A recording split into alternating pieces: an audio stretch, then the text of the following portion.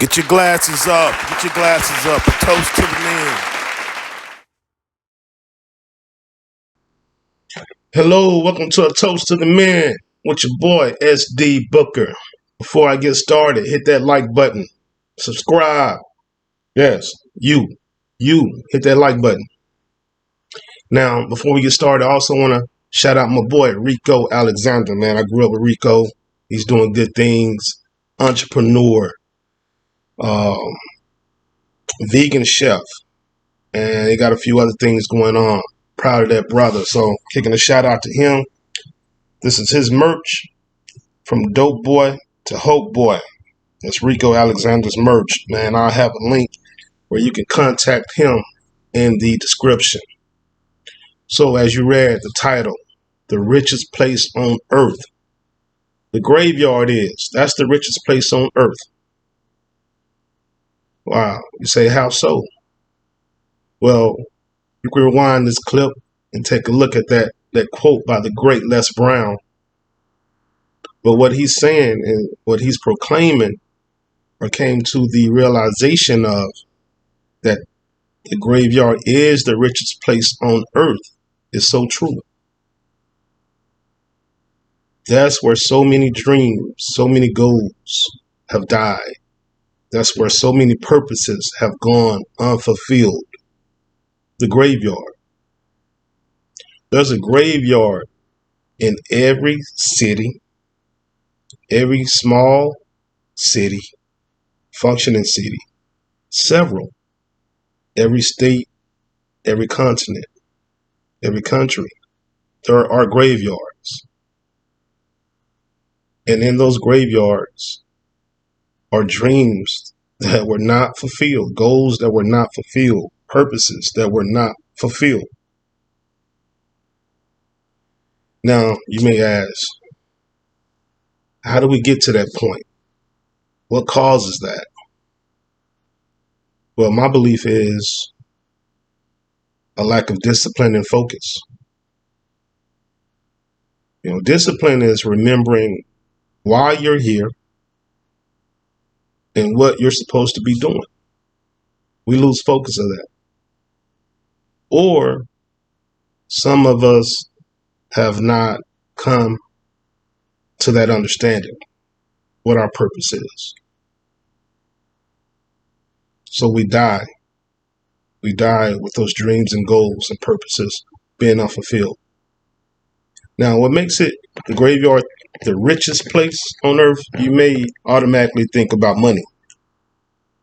But money actually is the last thing that I think about when I think about riches. The first thing I think about is knowledge, wisdom, motivation, inspiration that could have been relayed or delivered, given to the people, to the universe. And this is why I say money is last on the list. Because when you're disciplined, focused, and living within your purpose, money is a byproduct. Money will come. But wisdom, knowledge, and discipline and focus is not a byproduct of money. Simple. So this is my theory about life and dying. When we come into this world, we're empty vessels, babes. We don't know anything. Not really conscious of what or who we are. But as we begin to develop and progress, we start picking up things. We start picking up knowledge and wisdom and consciousness. And as we progress and age even more, we start picking up why we're here. Right? And so you start out empty, but now you're starting to be filled with all this stuff, all this knowledge and wisdom and skill, all this love, starting to be filled. And so when you get to, let's say you live the ripe age of 80 or 90, you should be full. But my belief is along that way, when you start to get to about 30, 40, 50, all that stuff you've been filled with, you should start giving back. All that money, all that knowledge, wisdom, all that inspiration, all that motivation, you should start giving back. And so by the time you die, you should be empty. There should be no stone left unturned. There should not be anything in that graveyard with you. You gave everything back to the universe, everything back to the people. And so you should die empty. You came into the world empty. You got full. You released. You should die empty. That's my belief. Now, my other belief is, and I've said this before in a previous video, Earth is just a school. It's a huge school for learning and teaching. The ultimate goal is to reach master teacher level. That's the level Jesus reached. That's the ultimate goal. To get that crown. My belief, just like school on earth, grammar school on earth, or university or college on earth, graduate school on earth, if you don't pass, if you don't meet the requirements for that level you're at, that grade you're at, you got to repeat. And so since energy doesn't die, you can't kill energy. You can only kill the physical body. When you die physically, that energy is there. And you got to come back. You got to come back and take that course again. Take that course again until you elevate to a different understanding, a different level.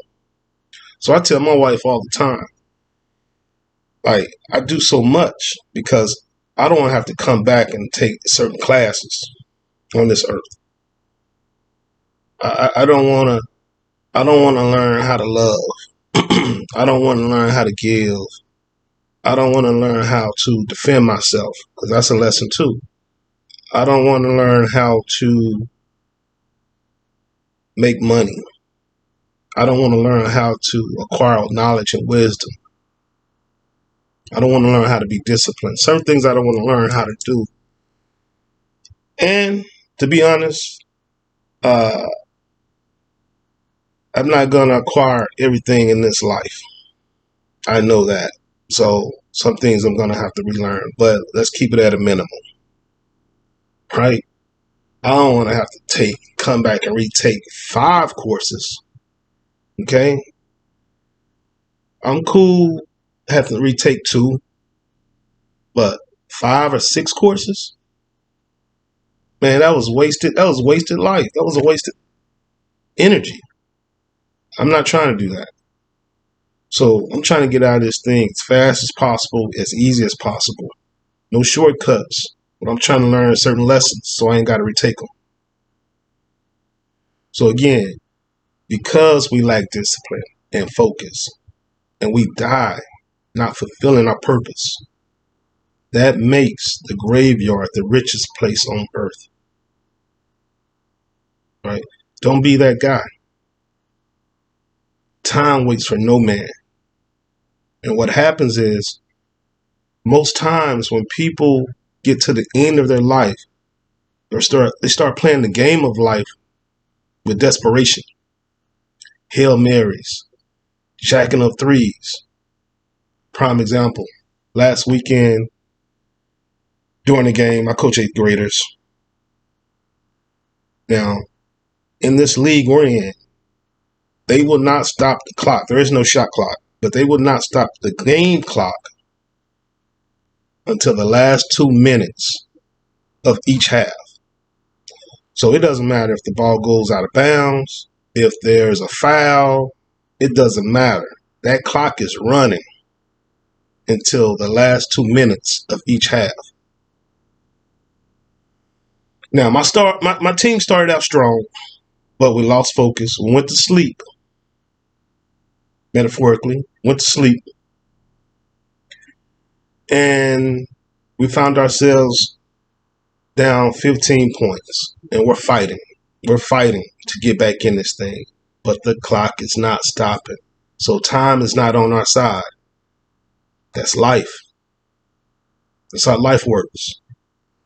So I started coaching in a vein of desperation.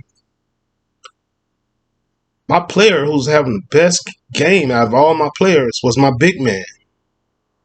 I had to take him out because I need 3-pointers. I can't let him pound the ball for 5 to 7 seconds to get his shot. I'll get in position and score. I need to preserve as much time as possible, and I need quick shots.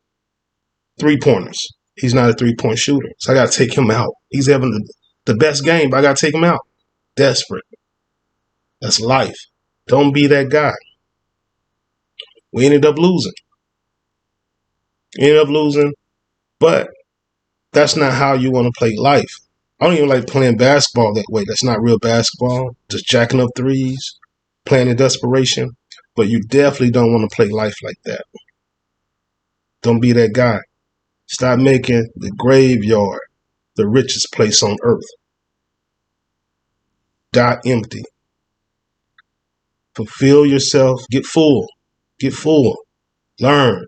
Then teach. Release. Get all you can and release. Remember that. Peace.